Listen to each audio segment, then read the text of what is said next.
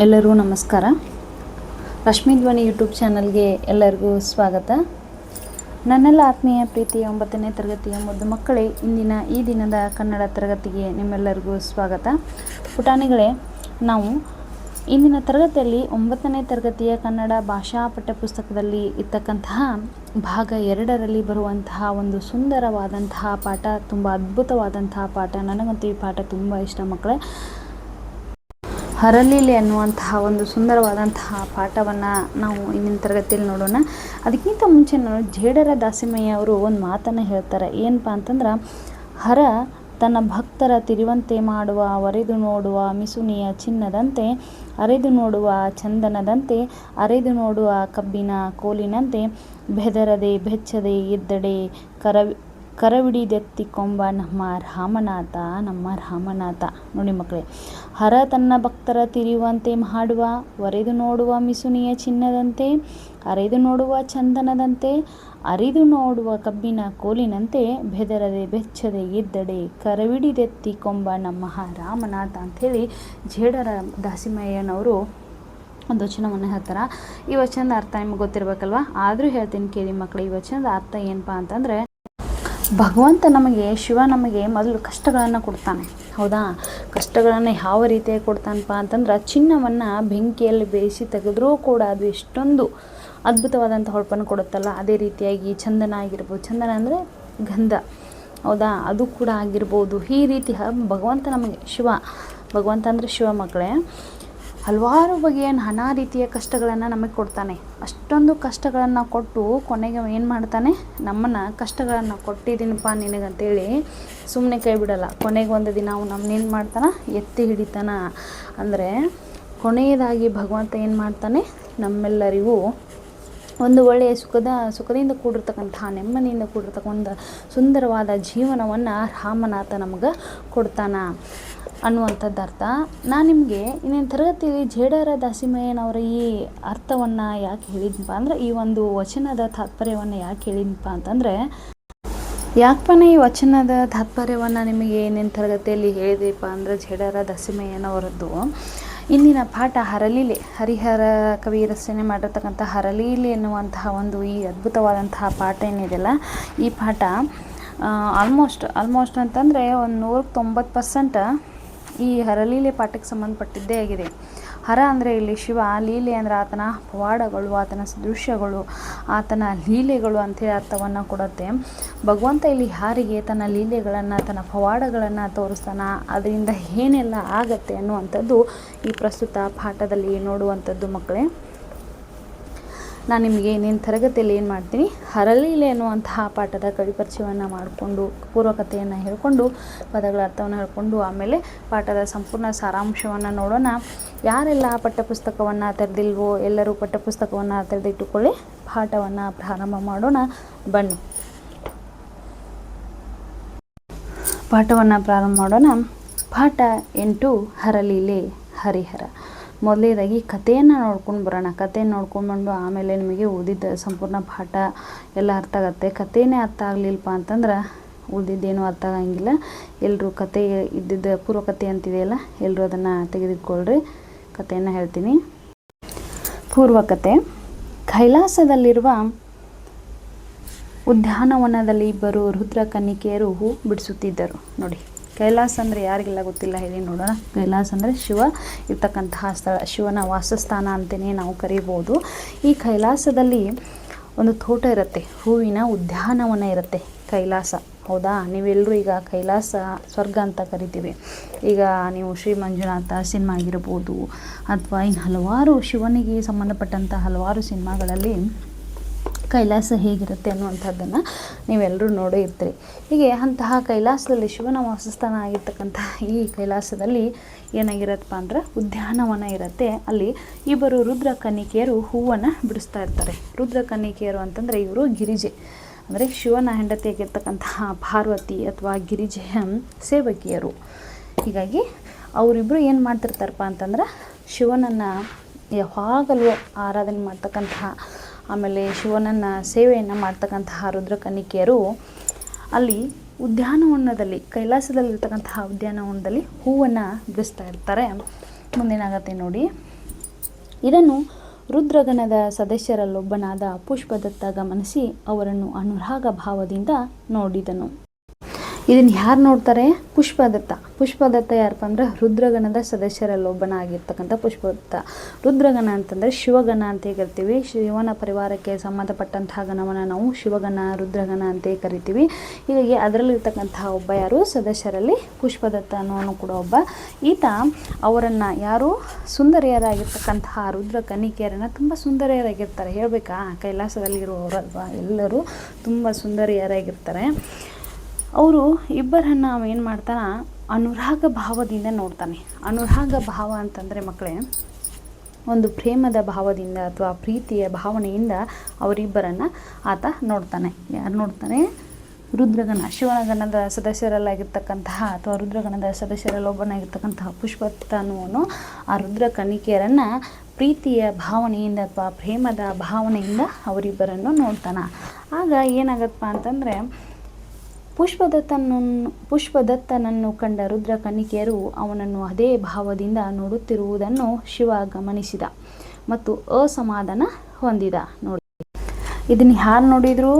ಪುಷ್ಪದತ್ತ ರುದ್ರ ಕನ್ನಿಕೆಯರನ್ನು ಪ್ರೀತಿಯ ಭಾವನೆಯಿಂದ ನೋಡುವುದನ್ನು ಅಥವಾ ಅನುರಾಗ ಭಾವನೆಯಿಂದ ನೋಡುವುದನ್ನು, ಆಮೇಲೆ ರುದ್ರ ಕನ್ನಿಕೆಯರು ಕೂಡ ಪುಷ್ಪದತ್ತನನ್ನು ಅನುರಾಗ ಭಾವನೆಯಿಂದ ನೋಡುವುದನ್ನು ಇವರು ಒಬ್ರನ್ನೊಬ್ಬರು ನೋಡ್ತಾ ಇದ್ರು, ಪುಷ್ಪದತ್ತ ಮತ್ತು ರುದ್ರ ಕನ್ನಿಕೆಯರು.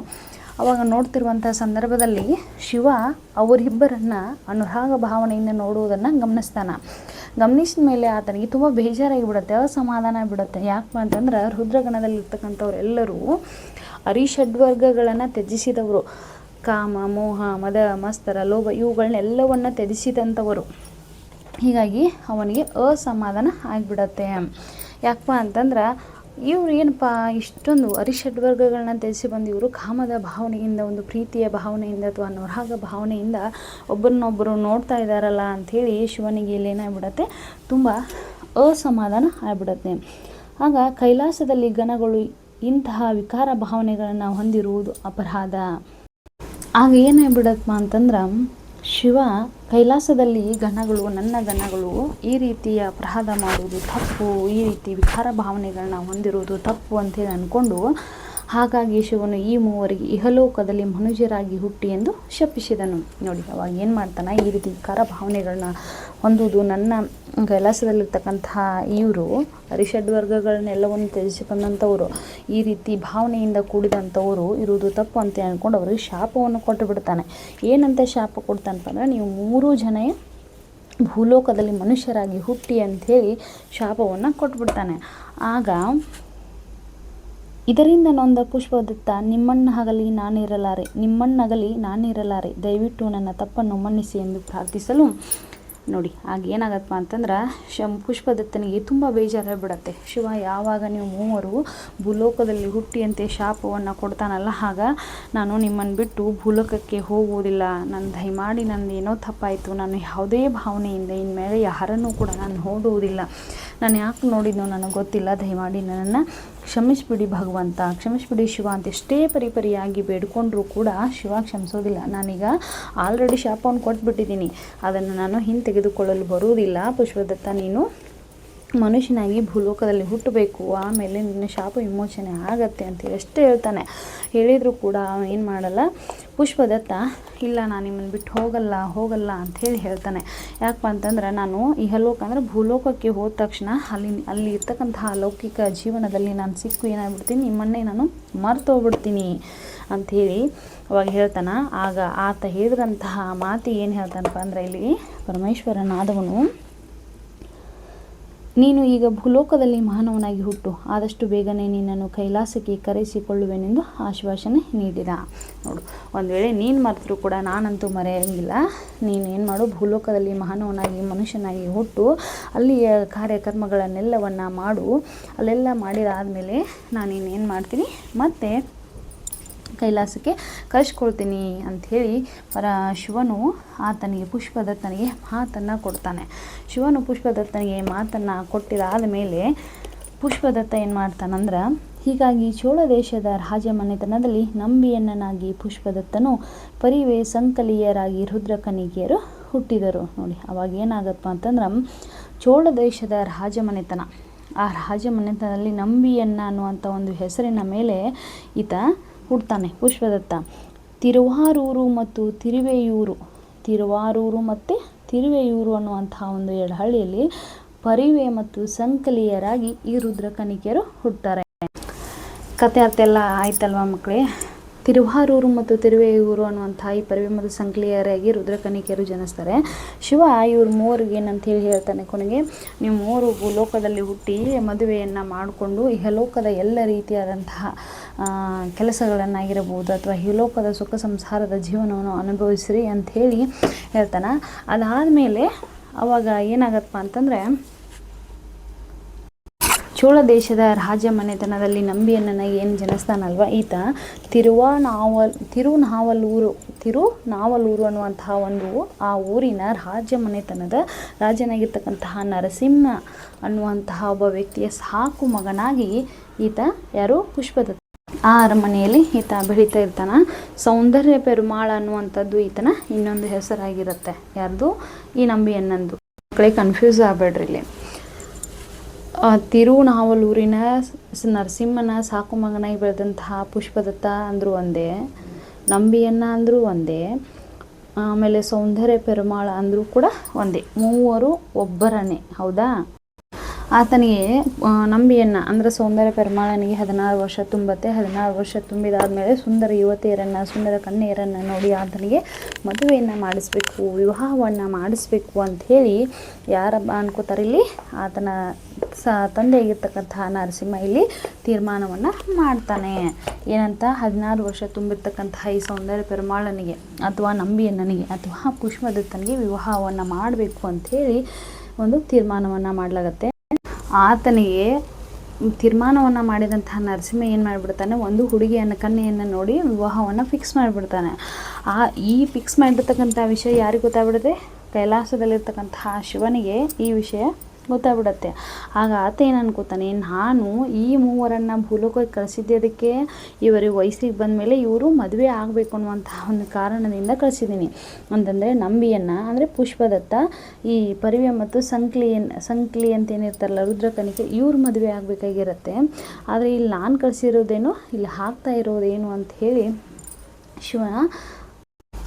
ಶಿವ ಭೂಲೋಕಕ್ಕೆ ಬರಲಿಕ್ಕೆ ಸಿದ್ಧನಾಗ್ತಾನೆ. ಯಾಕಪ್ಪ ಅಂತಂದರೆ ಇಲ್ಲಿ ಸೌಂದರ್ಯ ಪೆರುಮಾಳ ಅನ್ನುವಂಥ ಹೆಸರಿನಿಂದ ಆಗಿರ್ತಕ್ಕಂತಹ ಈ ನಂಬಿಯನ್ನ ಏನಾಗಿರ್ತಾನೆ, ನಂಬಿಯನ್ನ ಅಂದರೂ ಒಂದೇ, ಸೌಂದರ್ಯ ಪೆರುಮಾಳು ಅಂದರೆ ಒಂದೇ, ಆಮೇಲೆ ಪುಷ್ಪದತ್ತ ಅಂದರೂ ಒಂದೇ ಅಂತ ಹೇಳಿದೆ. ಹೀಗಾಗಿ ಇವರು ಭೂಲೋಕದಲ್ಲಿ ಇವರು ರುದ್ರಕನ್ನಿಕೆಯರು ಮತ್ತು ಇವರು ಅಂದರೆ ಪರಿವೆ ಸಂಕಲಿಯರ ಜೊತೆ ಮದುವೆ ಆಗಬೇಕು.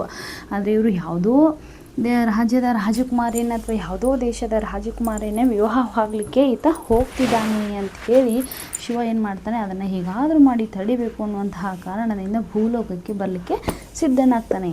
ಶಿವ ಸುಮ್ಮನೆ ಹಾಗೆ ಭೂಲೋಕಕ್ಕೆ ಬರ್ಲಿಕ್ಕೆ ಆಗತ್ತನ್ರಿ? ನಮ್ಮ ಹಾಗೆ ನಿಮ್ಮ ಹಾಗೆ ಹಾಗೆ ಸುಮ್ಮನೆ ಬಂದ್ರೆ ಆಗ್ಬಿಡತ್ತಾ? ಇಲ್ಲ.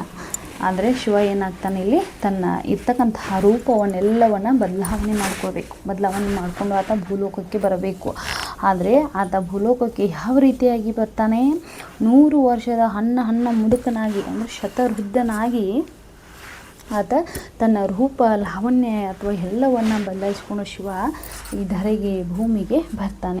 ಆಗ ಶಿವ ತನ್ನ ವೇಷವನ್ನೆಲ್ಲವನ್ನು ಬದಲಾವಣೆ ಮಾಡಿಕೊಂಡು 100 ವರ್ಷದ ಹಣ್ಣ ಮುದುಕನಾಗಿ ಶತವೃದ್ಧನಾಗಿ ತನ್ನ ಬದಲಾವಣೆಯನ್ನೆಲ್ಲ ಮಾಡಿಕೊಂಡು ತನ್ನ ಹೆಂಡತಿಯರಿಗೆ ಆತ ಹೇಳ್ತಾನೆ, ನಾನು ಭೂಮಿಗೆ ಹೋಗಿ ನಂಬಿಯನ್ನ ಮದುವೆ ಆಗ್ತಕ್ಕಂತಹ ರಾಜಕುಮಾರಿ ಜೊತೆ ಬಿಟ್ಟು ಕನ್ನಿಕೆಯರು ಏನಿದ್ರಲ್ಲ ಪರಿವೆ ಸಂಕಲಿಯರ ಜೊತೆ ಅವ್ರ ಜೊತೆ ನಾನು ವಿವಾಹವನ್ನು ಮಾಡಬೇಕು ಅಂಥೇಳಿ ಹೀಗಾಗಿ ನಾನು ಹೋಗ್ತಾ ಇದ್ದೀನಿ ಅಂಥೇಳಿ ಮತ್ತೇನು ಮಾಡ್ತಾನೆ, ಮರ್ಚ್ಕೊಳ್ತಾನೆ. ಆ ಸಂದರ್ಭದಲ್ಲಿ ಏನಾಗತ್ತಪ್ಪ ಅಂದರೆ ಶಿವನ ಹೆಂಡತಿಯರಾಗಿರ್ತಕ್ಕಂತಹ ಗಿರಿಜೆ ಮತ್ತು ಗಂಗೆ, ಆಗ ಅವರಿಬ್ಬರು ನಾವು ನಿನ್ನ ಜೊತೆ ಬರ್ತೀವಿ ಅಂತ ಶಿವನಿಗೆ ಒಂದೇ ಸಮನೆ ಹಠವನ್ನು ಮಾಡ್ತಾರೆ. ಈಗ ಸಾಮಾನ್ಯವಾಗಿ ಮನೇಲಿ ಯಾರಾದರೂ ಊರು ಹೋಗ್ತಾ ಇದ್ದಾರೆ ಅಂದ ಅಥವಾ ಎಲ್ಲೋ ಹಬ್ಬ ಹರಿದಿನ ಮದುವೆ ಹೋಗ್ತಾ ಇದ್ದಾರೆ ಅವು ಅಪ್ಪನ ಜೊತೆ ನಾನು ಬರ್ತೀನಿ ಅಂತಾಳಲ್ವ, ಅಥವಾ ನಾವೆಲ್ಲ ಹೋಗ್ತೀವಿ ಅಂತೀವಲ್ವ, ಅದೇ ರೀತಿಯಾಗಿ ಅವರು ಕೂಡ ಗಿರಿಜೆ ಮತ್ತು ಗಂಗೆಯರು ಏನು ಮಾಡ್ತಾರೆ, ಶಿವನ ಜೊತೆ ನಾವು ಕೂಡ ಭೂಲೋಕಕ್ಕೆ ಬರ್ತೀವಿ ಅಂತ ಹೇಳಿದಾಗ ಶಿವ ಅವ್ರಿಗೆ ಹೇಳ್ತಾನೆ, ನಾನು ಹೋಗ್ತಿರುವುದೇ ಕೆಟ್ಟ ಕೆಲಸಕ್ಕೆ, ಅಂದರೆ ಒಂದು ಮದುವೆಯನ್ನು ತಡೀಲಿಕ್ಕೆ ಹೋಗ್ತಾ ಇದ್ದೀನಿ. ಆದರೆ ನೀವಿಬ್ಬರು ತುಂಬ ಕರುಣಾಮಯಿಗಳು, ಮಾತೃ ಹೃದಯದವರು, ಮಾತೃ ವಾತ್ಸಲ್ಯದವರು, ಆದರೆ ಬೇಡ ಅಂಥೇಳಿ ಶಿವ ಹೇಳ್ತಾನೆ. ಆದರೂ ಕೂಡ ಗಿರಿಜೆ ಮತ್ತು ಗಂಗೆ ಇವರಿಬ್ಬರು ಕೇಳುವುದಿಲ್ಲ, ಒಂದೇ ರೀತಿ ಹಠವನ್ನು ಮಾಡ್ತಾರೆ. ಆಗ ಶಿವ ವಿಧಿಯಲ್ಲಿ ಅವರಿಬ್ಬರನ್ನು ಕೂಡ ಭೂಲೋಕಕ್ಕೆ ಕರೆದುಕೊಂಡು ಬರ್ತಾನೆ. ಆಗ ಗಿರಿಜೆ ಮತ್ತು ಗಂಗೆಯನ್ನು ಕರೆದುಕೊಂಡು ಭೂಲೋಕಕ್ಕೆ ಬಂದಿರತಕ್ಕಂಥ ಶಿವ ಊರು ಹೊರಗಿರ್ತಕ್ಕಂತಹ ಒಂದು ದೇವಸ್ಥಾನದಲ್ಲಿ ದೇವತೆಯರು ಇರೋ ಥರ ನೀವು ಇರಬೇಕು ಅಂತ ಹೇಳಿ ತನ್ನ ವೇಷವನ್ನು ಸಂಪೂರ್ಣವಾಗಿ ಬದಲಾವಣೆಯನ್ನು ಮಾಡಿಕೊಂಡು ಶತರುದ್ಧನಾಗಿ 100 ವರ್ಷದ ಹನ್ನಹನ್ನು ಮುದುಕನಾಗಿ ಆತೇನು ಮಾಡ್ತಾನೆ, ಅಲ್ಲಿ ಬಂದು ಪೆರುಮಾಳ ಸೌಂದರ್ಯ ಪೆರುಮಾಳನ ಮದುವೆ ನೆಟ್ಟಿರುತ್ತಲ್ಲ, ಅಲ್ಲಿ ಬಂದು ಯಾವ ರೀತಿಯ ಅಭಾಂತರಗಳನ್ನು ಆತ ಮಾಡ್ತಾನೆ. ಅಲ್ಲಿ ಮದುವೆಗೆ ಬಂದು ಯಾವ ರೀತಿಯಾದಂತಹ ತೊಂದರೆಗಳನ್ನು ಉಂಟುಮಾಡಿ ಆ ಸೌಂದರ್ಯ ಪೆರುಮಾಳನ ಮದುವೆಯನ್ನು ತಡಿತಾನೆ. ಆಮೇಲೆ ಯಾವ ರೀತಿಯಾದಂತಹ ಕಷ್ಟಗಳನ್ನು ಕೊಟ್ಟು ಆತನಿಗೆ ಏನೆಲ್ಲ ಪರೀಕ್ಷೆಯನ್ನು ಮಾಡ್ತಾನೆ ಅನ್ನುವಂಥದ್ದು ಪ್ರಸ್ತುತ ಪಾಠದ ಸಾರಾಂಶ. ಮಕ್ಕಳೇ, ನಿಮಗೆ ಈ ಪಾಠದ ಸಂಪೂರ್ಣ ಸಾರಾಂಶ ಅರ್ಥ ಆದರೆ ಮಾತ್ರ ಏನಾಗುತ್ತೆ, ಮುಂದಿನ ಪಾಠ ಸಂಪೂರ್ಣವಾಗಿ ನಿಮಗೆ ಅರ್ಥ ಆಗುತ್ತೆ. ಈಗ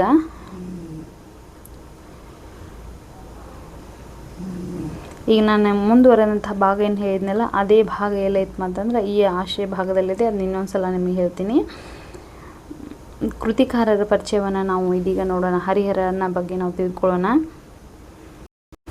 ಕೃತಿಕಾರರ ಪರಿಚಯ. ಹರಿಹರನ ಕಾಲ ಸುಮಾರು ಕ್ರಿಸ್ತಶಕ 1200 ಅಥವಾ 1200. ಈತನ ಸ್ಥಳ ಹಂಪೆ. ನೋಡಿ, ಈತನ ಕಾಲಮಾನ ಯಾವಪ್ಪ ಅಂದರೆ ಅಂದಾಜನ್ನು ಮಾಡಲಾಗಿದೆ 1200 ಅಂತ ಈತನ ಕಾಲಮಾನವನ್ನು ಅಂತ ಹೇಳಿದರೆ, ಈತನ ಸ್ಥಳ ಯಾವಪ್ಪ ಅಂದರೆ ವಿಜಯನಗರ ಸಾಮ್ರಾಜ್ಯ ಕಾಲದಲ್ಲಿ ಹಂಪೆ ತುಂಬ ಪ್ರಸಿದ್ಧಿ ಹೊಂದಿರತಕ್ಕಂತಹ ಸ್ಥಳ. ಆ ಸ್ಥಳವೇ ಹರಿಹರನ ಒಂದು ಸ್ಥಳವಾಗಿತ್ತು. ಈ ಹರಿಹರನ ತಂದೆ ಹೆಸರು ನೋಡಬೇಕಾದ್ರೆ ಮಹಾದೇವ ಅಂಥೇಳಿ, ತಾಯಿ ಹೆಸರು ಶರ್ವಾಣಿ ಅಂತ ಹೇಳಿ ಬರುತ್ತೆ. ಈತನ ಆರಾಧ್ಯ ದೈವ ಅಂತಂದ್ರೆ ಹಂಪೆಯ ವಿರೂಪಾಕ್ಷ. ಹಂಪೆಯಲ್ಲಿರ್ತಕ್ಕಂಥ ವಿರೂಪಾಕ್ಷ ಮಂದಿರದ ಆ ವಿರೂಪಾಕ್ಷನನ್ನ ಆರಾಧ್ಯ ದೈವನಾಗಿ ಈತ ಮಾಡ್ಕೊಂಡಿದ್ದ. ಹೀಗಾಗಿ ಹಂಪೆ ಈತನಿಗೆ ತುಂಬ ಇಷ್ಟ ಆಗಿರ್ತಕ್ಕಂತಹ ಒಂದು ಸ್ಥಳ. ಹಂಪೆಯ ವಿರೂಪಾಕ್ಷ ಈತನ ಆರಾಧ್ಯ ದೈವ.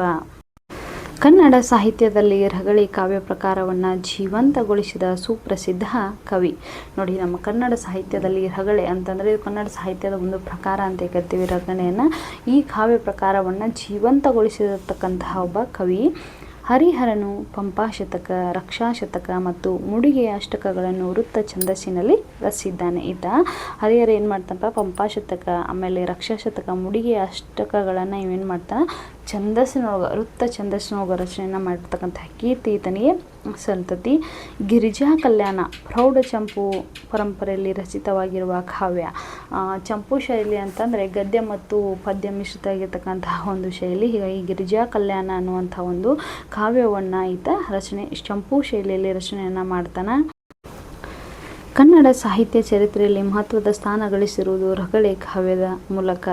ಶಿವಶರಣರನ್ನು ಸ್ತುತಿಸಲು ಮಾತ್ರ ಕಾವ್ಯಶಕ್ತಿಯನ್ನು ಬಳಸಬೇಕಲ್ಲದೆ ಮಾನವರಿಗಾಗಿ ಅಲ್ಲವೆಂಬ ಸಂಪ್ರದಾಯವನ್ನು ಕನ್ನಡ ಸಾಹಿತ್ಯದಲ್ಲಿ ರೂಢಿಗೆ ತಂದ. ನೋಡಿ, ಅಲ್ಲಿಯವರೆಗೆ ಏನಾಗಿತ್ತು ಅಂದರೆ ಚಂಪು ಸಾಹಿತ್ಯವೇ ಹೆಚ್ಚಾಗಿ ಪ್ರಚಲಿತ ಇತ್ತು. ಅದಷ್ಟಲ್ಲೇ ನೋಡಿ, ಚಂಪು ಸಾಹಿತ್ಯ ಅಂದರೆ ಗದ್ಯ ಮತ್ತು ಪದ್ಯ ಮಿಶ್ರಿತವಾಗಿರುವಂಥದ್ದು.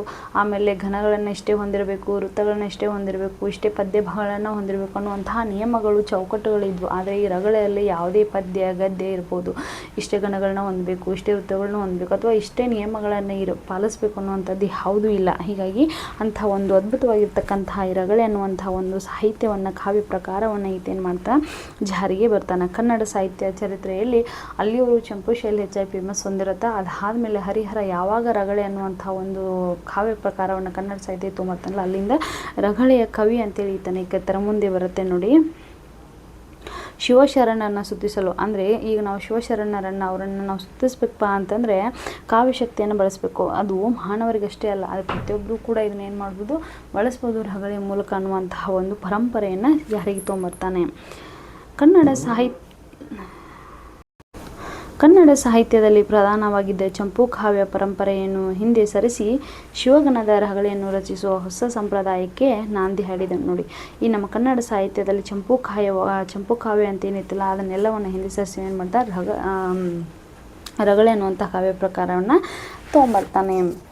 ಪಾದಗಳ ನಿರ್ಬಂಧವಿಲ್ಲದ ಈ ರಗಳೆಯಲ್ಲಿ ಕಥಾ ನಿರೂಪಣೆ ನಿರರ್ಗಳವಾಗಿ ಸಾಗುತ್ತದೆ. ಯಾವುದೇ ರೀತಿಯಾದಂಥ ಪಾದಗಳ ನಿರ್ಬಂಧವಿಲ್ಲ. ಇಲ್ಲಿ ನಾವು ಗದ್ಯ ಮತ್ತು ಪದ್ಯವನ್ನು ನಮ್ಗೆ ಹೇಗೆ ಬೇಕು ಹಾಗೆ ರೀತಿ ನಾವು ಬರಿತಾನೆ ಹೋಗಬೇಕು ಅನ್ನುವಂಥ ಒಂದು ಕಥಾ ನಿರೂಪಣೆಯ ಮೂಲಕ ಇದು ನಿರ್ಗಳವಾಗಿ ಸಾಗುವಂಥದ್ದು. ರಗಳೆ ಕವಿ ಎಂದೇ ಪ್ರಸಿದ್ಧನಾಗಿರುವ ಈತನ ಕೃತಿಗಳಲ್ಲಿ ಕೆಲವು ಸ್ಥಳಗಳು ಪೂರ್ತಿಯಾಗಿ ಗದ್ಯದಲ್ಲಿದ್ದು ಭಕ್ತಿ ಭಾವ ಉತ್ಕಟವಾಗಿ ಮೂಡಿ ಬಂದಿವೆ. ನೋಡಿ, ರಗಳೆ ಕವಿ ಅಂಥೇಳಿ ಈತನನ್ನು ನಾವು ಕರಿತೀವಿ. ರಗಳೆಯ ಕವಿ ಅಂತೆ ಪ್ರಸಿದ್ಧಿಯಾಗಿರ್ತಕ್ಕಂತಹ ಈತನ ಕೃತಿಗಳಲ್ಲಿ ಏನಾಗಿತ್ತಪ್ಪ ಅಂದ್ರೆ ಗದ್ಯದಲ್ಲಿ ಈತನ ಏನು ಗದ್ಯ ಮತ್ತು ಪದ್ಯ ಏನು ಬರತ್ತಲ್ಲ ಇದರಲ್ಲಿ ಭಕ್ತಿ ಭಾವ ತುಂಬ ಅದ್ಭುತವಾಗಿ ಮೂಡಿ ಬಂದೈತೆ ಅನ್ನುವಂಥದ್ದು. ಮಕ್ಕಳೇ, ಹರಿಹರನ ಬಗ್ಗೆ ಬರೀರಿ ಅಂತಂದ್ರೆ ಹರಿಹರ ಅಂದರೆ ಆತನ ಕಾಲಮಾನ 12ನೇ ಶತಮಾನ, 1700 ಅಥವಾ 12ನೇ ಶತಮಾನ ಅಂತ ಬರಬೇಕು. ಈತನ ಸ್ಥಳ ಹಂಪೆ, ಆರಾಧ್ಯ ದೈವ ಹಂಪೆಯ ವಿರೂಪಾಕ್ಷ ದೇವ. ಆಮೇಲೆ ಈತನ ತಂದೆ ಹೆಸರು ಮಹಾದೇವ, ತಾಯಿ ಶರ್ವಾನಿ. ಈತನಿಗೆ ರಗಳೆ ಕವಿ ಅಂತ ಕರೀತಾರೆ. ಈತನ ಕೃತಿಗಳು ಅಂತಂದರೆ ಪಂಪಾಶತಕ, ರಕ್ಷಾಶತಕ, ಮುಡಿಗೆಯ ಅಷ್ಟಕ ಅನ್ನುವಂತಹ ಈತನ ಕೃತಿಗಳು. ಗಿರಿಜಾ ಕಲ್ಯಾಣ ಅನ್ನುವಂತಹ ಒಂದು ಪ್ರೌಢ ಚಂಪು ಶೈಲಿಯಲ್ಲಿ ಏನು ಮಾಡ್ತಾನೆ, ಕಾವ್ಯವನ್ನು ರಚನೆಯನ್ನು ಮಾಡ್ತಾನೆ ಅನ್ನುವಂಥದ್ದು ತುಂಬ ನೀಟಾಗಿ ಬರೆದರೆ ನಮಗೆ ತುಂಬ ಅದ್ಭುತವಾದಂತಹ ಮಾರ್ಕ್ಸ್ಗಳು ಸಿಗ್ತವೆ. ಇನ್ನು ಹರಿಹರನ ನಂಬಿಯಣ್ಣನ ರಗಳೆಯಿಂದ ಹರಲೀಲೆ ಪಾಠವನ್ನು ಆಯ್ಕೆ ಮಾಡಿಕೊಂಡಿದೆ. ನೋಡಿ, ಈ ಪ್ರಸ್ತುತ ಹರಿಹರನ ನಂಬಿಯಣ್ಣನ ರಗಳೆ ಅನ್ನುವಂತಹ ಒಂದು ಕೃತಿ ಇಂದ ಹರಲೀಲೆ ಅನ್ನುವಂತಹ ಈ ಪ್ರಸ್ತುತ ಪಾಠವನ್ನು ಆಯ್ಕೆಯನ್ನು ಮಾಡಿಕೊಳ್ಳಲಾಗಿದೆ. ಈ ಕೃತಿಯನ್ನು ತಿ.ನಂ. ಶ್ರೀಕಂಠಯ್ಯನವರು ಸಂಪಾದಿಸಿದ್ದು ಮೈಸೂರಿನ ಕಾವ್ಯಾಲಯ ಪ್ರಕಾಶನವು ಹೊರತಂದಿದೆ. ಈ ಪ್ರಸ್ತುತ ಈ ನಂಬಿಯಣ್ಣನ ರಗಳೆ ಅನ್ನುವಂಥ ಹರಿಹರನ ಕೃತಿಯನ್ನು ಯಾರು ತಿ.ನಂ. ಶ್ರೀಕಂಠಯ್ಯನವರು ಏನು ಮಾಡಿದಾರೆ, ಇದನ್ನು ಬರೆದಿದ್ದು ಸಂಪಾದನೆಯನ್ನು ಮಾಡಿದ್ದು ಮೈಸೂರಿನ ಕಾವ್ಯಾಲಯ ಪ್ರಕಾಶನ ಅನ್ನುವಂಥದ್ದು ಇದನ್ನು ಹೊರಗಡೆ ತೆಗೆದುಕೊಂಡು ಬಂದಿದೆ. ಮಕ್ಕಳೇ, ಇಂದಿನ ತರಗತಿಯಲ್ಲಿ ನಾವು ಪೂರ್ವಕಥೆಯನ್ನು ತೆಗೆದುಕೊಂಡ್ವಿ. ಆಮೇಲೆ ಹರಿಹರನ ಕವಿ ಪರಿಚಯವನ್ನು ನಾವು ತೆಗೆದುಕೊಂಡ್ವಿ. ನಾಳೆ ದಿನ ತರಗತಿಯಲ್ಲಿ ಮುಂದುವರೆದಂತಹ ಭಾಗವನ್ನು ನೋಡೋಣ. ಇಂದಿನ ತರಗತಿ ನಿಮ್ಮೆಲ್ಲರಿಗೂ ಅರ್ಥವಾಗಿದೆ ಅಂತ ಭಾವಿಸ್ತಾ ನನ್ನ ತರಗತಿ ವಿರಾಮವನ್ನು ನೀಡ್ತಾ ಇದ್ದೀನಿ. ಎಲ್ಲರಿಗೂ ನಮಸ್ಕಾರ.